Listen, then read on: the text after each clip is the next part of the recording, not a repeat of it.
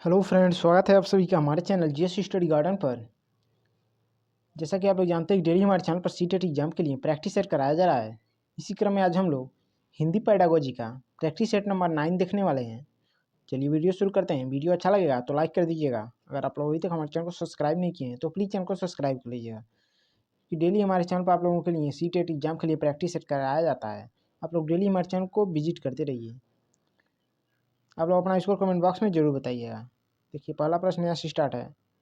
बालक अपने वातावरण में जिस प्रकार लोगों को बोलते हुए सुनता है, लिखता हुआ देखता है, उसे ही द्वारा सीखने का प्रयास करता है। अर्थात बालक जो है अपने वातावरण में विभिन्न लोगों द्वारा बोलते हुए, लिखते हुए देखता है, तो किस प्रकार से वह सीखने का प्रयास करता है।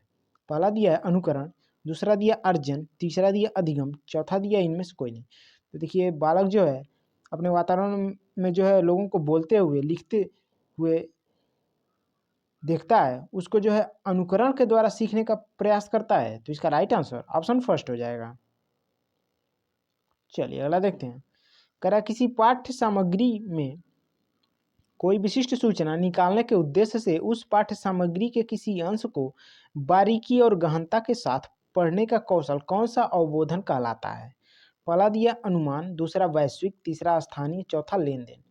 तो देखिए, कह रहा है कि किसी पाठ्य सामग्री में कोई विशिष्ट सूचना निकालने के उद्देश्य से पाठ्य सामग्री के किसी अंश को बारीकी या फिर गहनता के साथ पढ़ने का कौशल का अवबोधन को जो है अनुमानिक कहा जाता है। तो ऑप्शन फर्स्ट इसका राइट आंसर हो जाएगा। चलिए अगला देखते हैं। कह रहा है बहुबुद्धि के सिद्धांत के संदर्भ में निम्नलिखित में से कौन सी बुद्धि भाषा से संबंधित है। बहुबुद्धि के सिद्धांत से संबंधित कौन सी बुद्धि जो है भाषा से संबंधित होगी। पहला दिया है प्रवाह सटीकता बुद्धि, दूसरा दिया है भाषाई मौखिक बुद्धि, तीसरा दिया शब्दावली व्याकरण बुद्धि, चौथा दृश्यात्मक स्थानिक बुद्धि। तो देखिए, जो बुद्धि होता है इसको कहा जाता है भाषाई मौखिक बुद्धि। ऑप्शन सेकेंड इसका राइट आंसर हो जाएगा। चलिए अगला देखते हैं। कह रहा है भाषा सीखना है। पहला दिया स्वाभाविक तथा अवचेतन, दूसरा दिया सुविचारित तथा चेतन, तीसरा दिया स्वाभाविक तथा सुविचारित, चौथा दिया जन्मजात तथा अस्वैच्छिक। तो देखिए, भाषा सीखना जो होता है यह सुविचारित तथा चेतन होता है। ऑप्शन सेकेंड इसका राइट आंसर हो जाएगा। चलिए अगला देखते हैं। यदि शिक्षक विद्यार्थियों को शब्दावली सीखने में मदद करना चाहते हैं तो निम्नलिखित में से कौन सा तरीका सबसे प्रभावशाली होगा शब्दावली सीखने में। पहला दिया है कहानियों और चित्रों का प्रयोग, दूसरा दिया दोहराव अर्थात ड्रिल का प्रयोग, तीसरा दिया है लिखित अभ्यास का प्रयोग, चौथा पाठ्य पुस्तकों का प्रयोग। तो देखिए, शब्दावली को सीखने में जो तरीका प्रभावशाली होगा वह होगा कहानियों और चित्रों का प्रयोग। ऑप्शन फर्स्ट इसका राइट आंसर हो जाएगा। चलिए अगला देखते हैं। कह रहा है प्राथमिक स्तर पर बहुसांस्कृतिक पृष्ठभूमि वाले कक्षा में बच्चे लक्ष्य भाषा के परिवेश में भाषा अर्जित करते हुए क्या करते हैं। पहला दिया लक्ष्य भाषा की अपनी भाषा से तुलना करते हैं, दूसरा दिया धीमे धीमे भाषा के रचनात्मक प्रयोग का अभ्यास करने लगते हैं, तीसरा दिया जो शुद्ध अशुद्ध रूप में पहचानते हैं, चौथा दिया व्याकरणिक नियमों की शुद्धता को परखते हैं। तो देखिए, इसका राइट आंसर हो जाएगा ऑप्शन सेकेंड, धीमे धीमे भाषा के रचनात्मक प्रयोग का अभ्यास करने लगते हैं। चलिए अगला देखते हैं। कह रहा है बच्चों को पढ़ाए गए पाठ से जोड़ते हुए शिक्षक द्वारा निजी अनुभवों को व्यक्त करने वाले प्रश्न निम्न में से किस भाषा कौशल का मूल्यांकन करते हैं। पहला दिया है सुनने के कौशल का, दूसरा दिया लिखने के कौशल का, तीसरा पढ़ने के कौशल का, चौथा समझ कौशल का। तो चूंकि कह रहा है कि निजी अनुभवों को व्यक्त करने वाले प्रश्न में से किस भाषा कौशल का मूल्यांकन करते हैं, तो इसका राइट आंसर हो जाएगा ऑप्शन फोर्थ, समझ कौशल का। चलिए अगला देखते हैं। कारण निकिता अपनी कक्षा के बच्चों को मौखिक अभिव्यक्ति का अवसर देने के लिए अनेक क्रियाकलाप करती है। आप निम्नलिखित में से सबसे ज़्यादा प्रभावी किसे मानते हैं। पहला दिया है समाचार पत्र का वाचन करना, दूसरा दिया है कहानी को बोल बोल कर पढ़ना, तीसरा दिया है शब्दों को जोर जोर से बोलना, चौथा दिया है विभिन्न परिस्थितियों में संवाद अदायगी करना। तो देखिए, इसका राइट आंसर हो जाएगा ऑप्शन फोर्थ, विभिन्न परिस्थितियों में संवाद अदायगी करना। चलिए अगला देखते हैं। कह रहा है बहुभाषावाद शिक्षा का एक ऐसा संसाधन है जिसका उद्देश्य है। पहला दिया है शिक्षण अधिगम के लिए शिक्षार्थियों की भाषाओं का उपयोग करना। दूसरा दिया है शिक्षार्थियों को यथासंभव अधिक से अधिक भाषाएं सिखाना। तीसरा दिया है शिक्षण अधिगम के लिए शास्त्रीय भाषाओं का उपयोग करना। चौथा दिया है नौकरियों के लिए अंग्रेजी भाषा और संस्कृति के लिए मातृभाषा सीखने में सक्षम बनाना। तो देखिए बहुभाषावाद शिक्षा का एक ऐसा संसाधन है जिसका उद्देश्य होता है शिक्षण अधिगम के लिए शिक्षार्थियों की भाषाओं का उपयोग करना। ऑप्शन फर्स्ट इसका राइट हो जाएगा। चलिए अगला देखते हैं।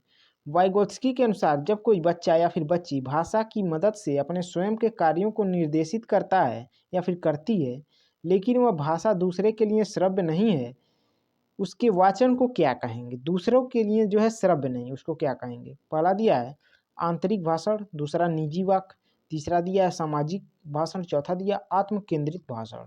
तो देखिए इसको कहा जाता है, क्योंकि वाइगोत्स्की के अनुसार है, तो इसका राइट आंसर हो जाएगा ऑप्शन फर्स्ट आंतरिक भाषण। चलिए अगला देखते हैं। करा इनमें से कौन से बहुभाषावाद के लाभ हो सकते हैं? पहला दिया है समृद्ध शब्दावली और प्रभावशाली भाषण, दूसरा दिया है अन्य संस्कृतियों के प्रति सहिष्णुता और सम्मान, तीसरा सीमित रोजगार के अवसर, चौथा दिया है पराभाषिक जागरूकता। तो इसमें से करा बहुभाषावाद के लाभ हो सकते हैं, तो इसमें से पहला भी हो सकता है, दूसरा भी हो सकता है और देखिए चौथा भी हो सकता है। तो इसका राइट आंसर 1, 2 और 4, ऑप्शन फोर्थ इसका राइट हो जाएगा। चलिए अगला देखते हैं। करा यदि आपसे कहा जाए कि कक्षा 1 और 2 के बच्चों के लिए आपको कहानी का चयन करना है, तो आप किस प्रकार की कहानी का चयन करेंगे? पहला दिया अत्यधिक पात्रों वाली, दूसरा दिया है केवल एक पात्र वाली, तीसरा दिया केवल 2 पात्रों वाली, चौथा दिया है जिसके शब्दों वाक्य और घटनाओं के वर्णन की शैली चित्रात्मक हो। तो देखिए इसका राइट आंसर हो जाएगा ऑप्शन फोर्थ, जिसके शब्दों वाक्यों और घटनाओं के वर्णन की शैली चित्रात्मक हो। चलिए अगला देखते हैं।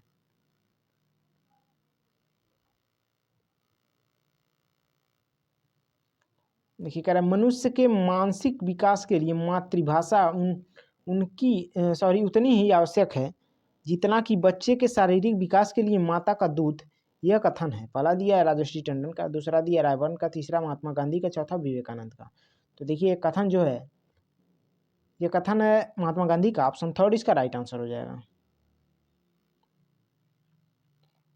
चलिए अगला देखते हैं। देखिए इस प्रैक्टिस सेट का लास्ट क्वेश्चन है। आप लोगों को वीडियो अच्छा लगा हो तो लाइक कर दीजिएगा। अगर आप अभी तक हमारे चैनल को सब्सक्राइब नहीं किए तो प्लीज़ चैनल को सब्सक्राइब कर लीजिएगा। कह रहा है मान्यताओं का वह समूह जो इस बात की व्याख्या करता है कि भाषा संरचनाओं या समूह नियमों का समूह है, किस रूप में जाना जाता है? पहला दिया संप्रेषणात्मक उपागम, दूसरा अंतःक्रियात्मक उपागम, तीसरा संरचनात्मक उपागम, चौथा दिया निवेश उपागम। तो देखिए इसको जाना जाता है संरचनात्मक उपागम। ऑप्शन थर्ड इसका राइट आंसर हो जाएगा। वीडियो देखने के लिए आप लोगों का बहुत बहुत धन्यवाद।